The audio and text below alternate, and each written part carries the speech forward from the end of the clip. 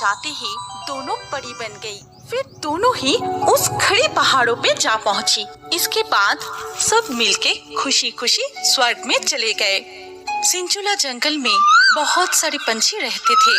Poppy, Muniya, Nancy, राया, ये 4 पंछी सारे पंछियों में से कुछ अलग से थी। उन चारों में थी गहरी दोस्ती। जंगल के बाकी पंछियों से वो ज्यादा मिलती जुलती भी नहीं थी। वो 4 सुंदर थी। जंगल के सारे पुरुष पंछियों ने उन चारों को बस देखते ही रहता था, उनसे दोस्ती करना चाहता था। लेकिन वो चारों पंछी अपने में ही खेलते थे, घूमते थे, बातें करते थे और इस वजह से जंगल के बाकी पंछियों ने उनको बहुत ही घमंडी समझते थे। सारी महिला पंछी उनके खूबसूरती से एक दिन जब पॉपी, राया, नैन्सी और मुनिया जंगल के बाकी पंछी मिलकर बातें कर रही थी, तभी उनको देखकर टुन्ना ने बोला, अरे देखो देखो वो 4 पंछी। फिर मैक्स ईगल ने बोला, अरे हाँ, पॉपी को देखते ही मेरा तो होश ही उड़ जाता है और मुझे तो राया पसंद है। चलो उनसे थोड़ी बातें करते हैं। ये कह के मैक्स ने पॉपी को न और बोला, पॉपी पॉपी देखो मैं तुमसे दोस्ती करना चाहती हूँ। मैक्स की आवाज सुन के पॉपी कबूतर मुड़ के देखी और बोली, लेकिन मैं नहीं चाहती। क्यों नहीं चाहते? मैक्स में बुराई क्या है? कोई बुराई नहीं है, बस मैं नहीं चाहती। ये सुन के मैक्स को बहुत गुस्सा आता है और वो मन ही मन कहता है, इसकी इतनी घमंड, इसको तो सबक सिखाना ही पड़ेगा। और ये सब दूर पेड़ पर बैठी हुई अर्लोसरस देखती है और वो मयूरी से कहती है, तूने देखा मयूरी, मैं इस टुन्ना से दोस्ती करने के लिए बेचैन हूँ, लेकिन ये राया से दोस्ती करना चाहती है और राया की रहते मुझसे टुन्ना कभी दोस्ती नहीं करेगा। मुझे इस राया का कुछ करना ही होगा। तभी वहाँ उल्लू महाराज आता है और कहता है, नैन्सी तुम मुझे बहुत पसंद हो और इस जंगल का पंछी कुल के राजा होने के खातिर मैं तुम्हें रानी बनाने की प्रस्ताव देता हूँ। उल्लू महाराज की बातें सुनकर नैन्सी सालिक कहती है, मुझे माफ करना महाराज, आप मांसाहारी है और मैं कोई मांसाहारी से शादी नहीं कर सकती। क्या तुम्हारी इतनी साहस कि तुम मेरे प्रस्ताव मानने से इनकार कर रही हो? तुम्हें इसकी सजा जरूर मिलेगी। फिर उल्लू ने अपने प्रजा को आदेश दिया, मेरे राज की पक्षी प्रजाओं, नैन्सी को पकड़कर सूली पे चढ़ाओ, ये मेरा आदेश है। तब मैक्स ईगल और टुन्ना मिलकर नैन्सी सालिक को पकड़कर ले जाते हैं। ये देखकर पॉपी कबूतर, मुनिया और राया मैकाऊ विचलित होकर कहती है, नहीं, ऐसा मत कीजिए महाराज, नैन्सी को छोड़ दीजिए। लेकिन जब सब मिलके नैन्सी को सूली में चढ़ाने ही वाले थे, तभी अचानक से मुनिया उड़ते हुए आती है और खुद सूली पे बैठ जाती है और मुनिया को ऐसा करते देखकर सब चौंक जाती है। तभी नैन्सी चिल्लाती रोती हुई बोली, अरे तूने ये क्या किया मुनिया, क्यों किया? ऐसा नहीं करती तो वो सब तुम्हें मार देती। महाराज की प्रजा तुम्हें छोड़ने वाले नहीं थे और तुम मेरे सबसे प्यारे दोस्त हो। मैं खरी तुम्हें मरते हुए नहीं देख सकी। ये कह के मुनिया ने दम तोड़ दी, लेकिन दम तोड़ते ही वो एक सुंदर सी परी बन गई और एक ऊंची खड़ी पहाड़ों के ऊपर जाके रुकी, जो किसी ने भी नहीं देख पाई। इसके बाद फिर एक दिन मैक्स ने पॉपी के लिए आया और बोला, पॉपी आज मेरा जन्मदिन है और मैं सबके लिए फल लाया हूँ। मैं जानता हूँ तुम मुझसे दोस्ती करना नहीं चाहते, लेकिन इस जंगल के सदस्य होने की खातिर मेरे जन्मदिन पर एक फल तो खा सकती हो ना? ठीक है, आज तुम्हारा जन्मदिन है और आज तुम्हें उदास करना नहीं चाहती। जन्मदिन मुबारक हो। ये कह के पॉपी जब फल को खाने जा रही थी, तभी वहाँ नैन्सी आती है और कहती है, रुको पॉपी, मुझे इन पे विश्वास नहीं है, इसीलिए ये फल पहले मैं खाऊंगी। अगर मुझे कुछ नहीं हुआ तब तुम खाओगे।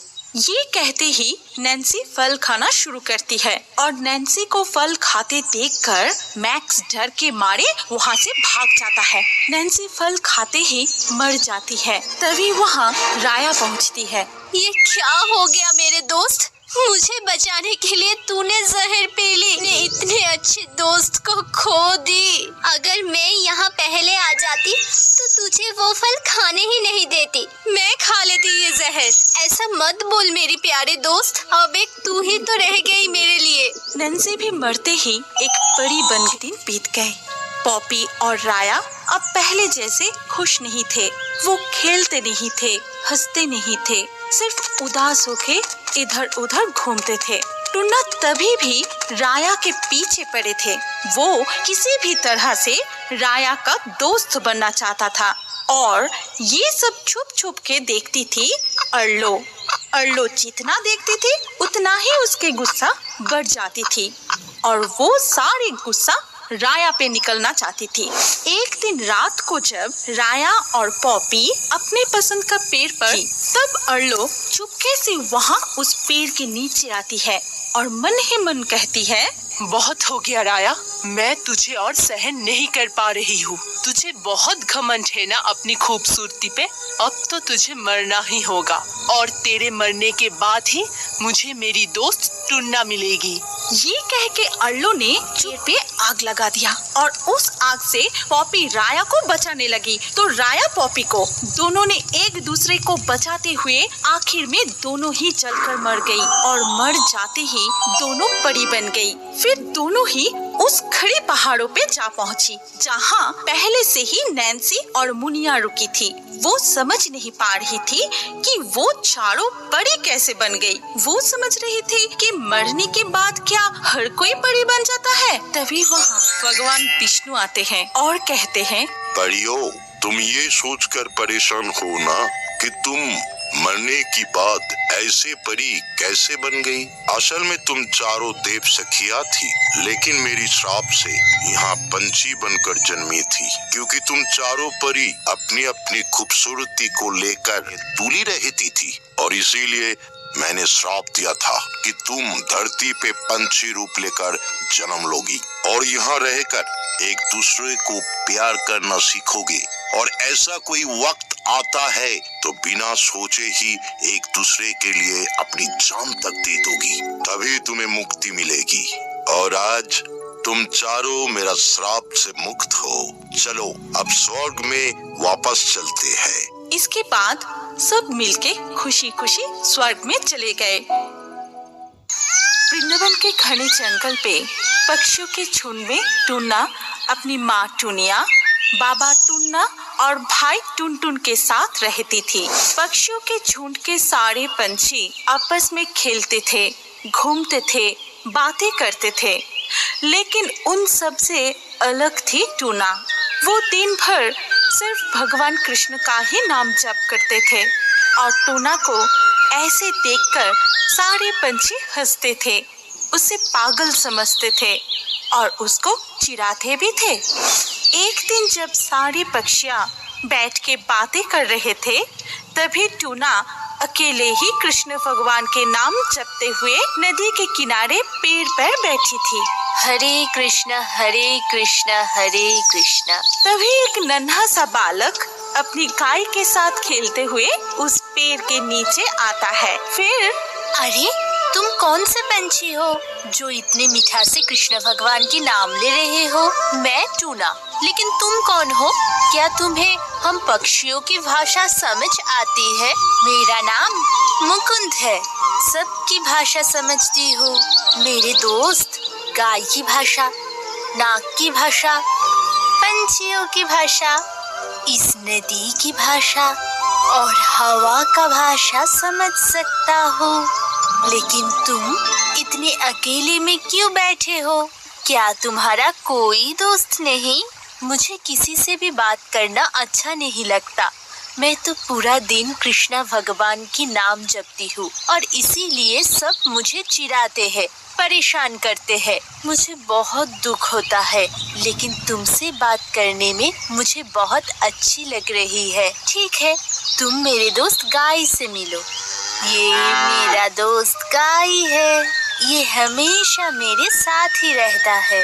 अब चलो तुम्हें मेरे और एक दोस्त नागराज से मिलवाता हूँ। ये कह के मुकुंद गाय के साथ टूना को लेकर एक गुफा के पास जाता है। फिर, नागराज, ओ नागराज, क्या आदेश है? इनसे मिलो, ये है टूना। ये हमारा नया दोस्त है। अगर इसे कोई भी परेशानी हो तो तुम जरूर मदद करना।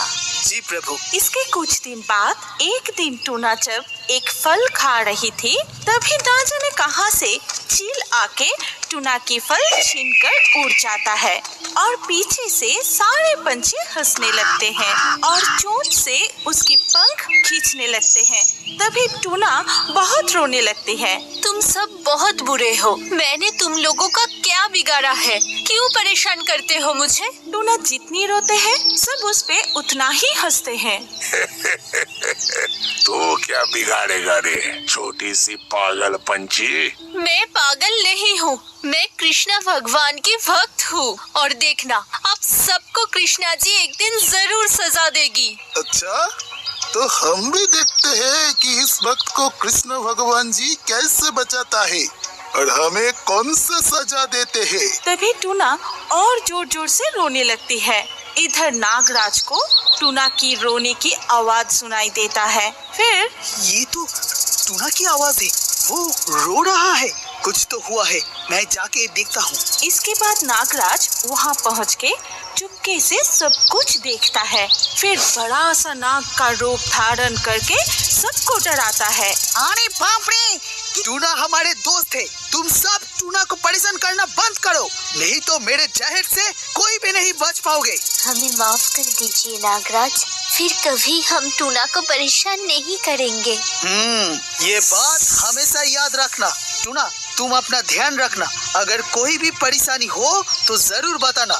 मैं चलता हूँ। ठीक है नागराज, तुम भी अपना ख्याल रखना। फिर एक दिन टूना अपने भाई टुनटुन, माँ टुनिया और बाबा टुन्ना के साथ घास के दाने खाने के लिए खेत में उतरे। तभी दो शिकारी आए और जाल फेंककर उन्हें पकड़ लिया। फिर सब डर के मारे चिल्लाना शुरू किया।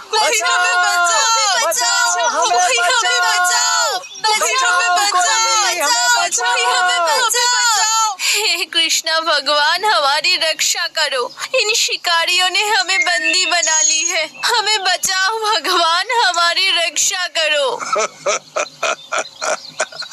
जितना चिल्ला सकते हो चिल्लाओ, आज हमारे हाथ से तुम्हें कोई नहीं बचा सकता।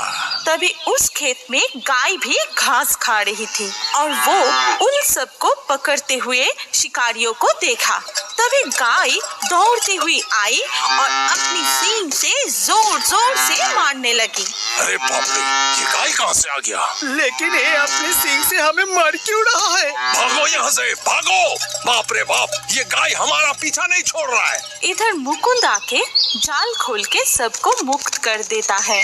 तभी तुम्हारा बहुत बहुत शुक्रिया मुकुंद, बचा लिया। क्यों ना आते टूना, तुम तो मेरे दोस्त हो। और जब एक दोस्त बुलाए तो दूसरा दोस्त उसको मदद करने कैसे ना आए। ठीक है, मैं अब चलता हूँ। तुम अपना ख्याल रखना और जब भी जरूरत पड़े जरूर बताना। इसके बाद मुकुंद और गाय वहाँ से चले जाते हैं। तब से टूना के दिन बहुत अच्छे से काटने लगे। कोई भी उसे परेशान नहीं किया। वो रोज मुकुंद, गाय और नागराज के साथ खेलती थी, बातें करती थी, बहुत खुशी खुशी रहती थी। लेकिन एक दिन टूना डरा हुआ मुकुंद की ओर भागा और वहाँ पहुँच के टूना जोर जोर से कांपने लगी। अरे क्या हुआ टूना, तुम इतने डरे क्यों हो? हाँ टूना, डरो मत, हमें बताओ क्या हुआ है। एक अजीब सा चीज हमारा पीछा कर रही है। जो पकड़ा गया वही मार रही है। कुछ पता नहीं ये क्या है, कहाँ से आई है। ये कौन सा चीज है प्रभु? तुम जाके देखो नागराज। ठीक है प्रभु। इसके बाद टूना और नागराज उधर जाके देखता है कि एक बड़ा सा भयंकर अजीब सी चीज सबके पीछे भाग रहा है। अगर किसी को भी पकड़ लेता है तो वो तुरंत मर जा रहा है। सब चिल्लाते हुए भाग रहा है, मर रहा है। ये देख के नागराज अपनी मुंह से आग निकल के उस चीज को नष्ट करने की कोशिश की, लेकिन कुछ वो चीज सबको पकड़ने के लिए भागने लगे। तभी नागराज आके मुकुंद से कहा, प्रभु वो चीज बड़ा ही अजीब है। मेरे जहर से वो मरा नहीं, मेरी आग से वो जला नहीं। अब क्या होगा प्रभु? मैं देखता हूँ। मुझे ही कुछ करना होगा। जरूर असुर कुल ने इस अजीब चीज को भेजा होगा। तुम क्या करोगे मुकुंद? तुम तो एक छोटे से बच्चे हो।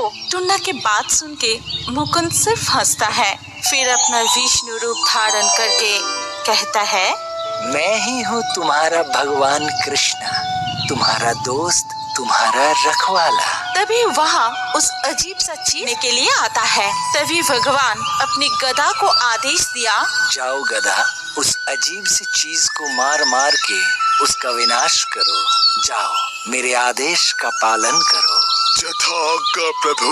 तभी गधा उस चीज को मारना शुरू करता है, लेकिन जितना भी मारो उससे कुछ नहीं हो रहा था।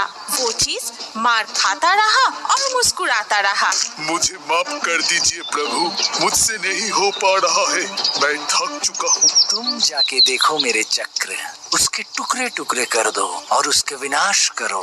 फिर चक्र जाता है और उस चीज को काट देता है, लेकिन जितनी बार काटता है वो उतनी बार ही जुड़ जाता है। इस तरह चक्र भी थक जाता है। मुझे भी माफ करना प्रभु, मैं भी नहीं कर पाया।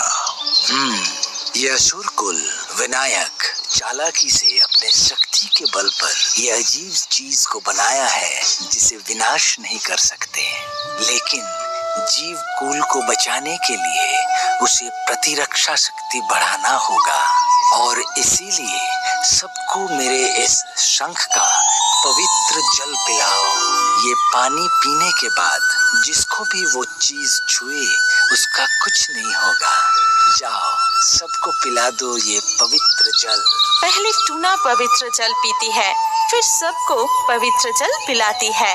ये देख के उस अजीब सी चीज बहुत हंसता है, फिर वो जाके सबको पकड़ने लगता है, लेकिन किसी को भी कुछ नहीं होता है। तभी वो चीज थक जाता है और उदास होके वहाँ से चला जाता है।